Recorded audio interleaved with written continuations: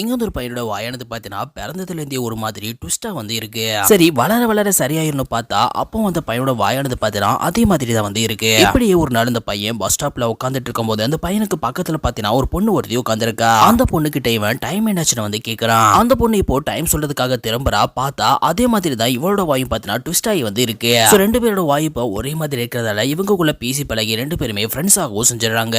எந்த அளவுக்கு ஃப்ரெண்டுனா ஒரே கிளாஸ்ல ஜூஸ் ஆனது குடிக்கிறதும் ஒன்னா சேர்ந்து ரெண்டு பேருமே விதவிதமா போட்டோ எடுக்கிறதுன்னு ரொம்பவே ஜாலியா வந்து இருக்காங்க. அப்படி ஒரு நாள் ரெண்டு பேருமே நடந்து போயிட்டு இருக்கும்போது ஒரு பையன் பார்த்தீங்கன்னா அந்த பொண்ணை வந்து இடிக்க வந்து செஞ்சிடறான். இதனால நம்மளால ரொம்பவே கோபமாகி அந்த பையன் கிட்ட பார்த்தீங்கன்னா சண்டை போறதுக்காக எகிரிக்கிட்டு வந்து போறான். இவன் இப்படி பண்ணவும் அந்த பையன் பார்த்தா ரொம்பவே கோபமாகி இவன் முகத்துல ஓங்கி ஒரு குத்தும் ஒரு வாயானது பார்த்தீங்கன்னா சரியாக வந்து செஞ்சிருது.